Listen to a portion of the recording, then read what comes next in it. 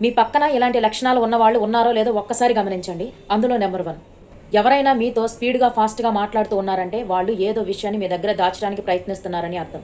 Number 2, ఎవరైనా ఎక్కువగా పడుకుంటున్నారు అంటే వాళ్ళు లేజీ అని కాదు.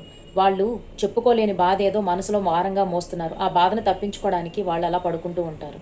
ఇంకా నెంబర్ 3, ఎప్పుడూ నవ్వుతూ ఉండేవాళ్ళు హ్యాపీగా ఉన్నారని కాదు అర్థం. వాళ్ళు చాలా మంచి పర్సన్స్ అని, మంచి హార్ట్ ఉన్న పర్సన్స్ అని అర్థం.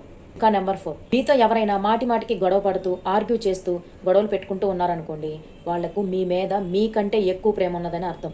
మీ గురించి మీకన్నా వాళ్ళే ఎక్కువగా ఆలోచిస్తున్నారని అర్థం.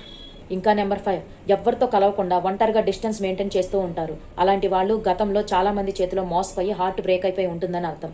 ఇంకా నెంబర్ 6, చిన్న చిన్న విషయాలకు కూడా గట్టిగా నవ్వుతున్నారు అంటే వాళ్ళు మనసులో ఏదో బాధపడుతూ ఉన్నారని అర్థం. దాన్ని పైకి చెప్పుకోలేక అలా మనసులోనే ఉంచుకొని బాధపడుతున్నారని అర్థం. ఇటువంటి లక్షణాలు మీ పక్క వాళ్ళలో మీరు గనక గమనించినట్టయితే ఒక్కసారి కమెంట్ సెక్షన్ యెస్ అని కమెంట్ చేయండి.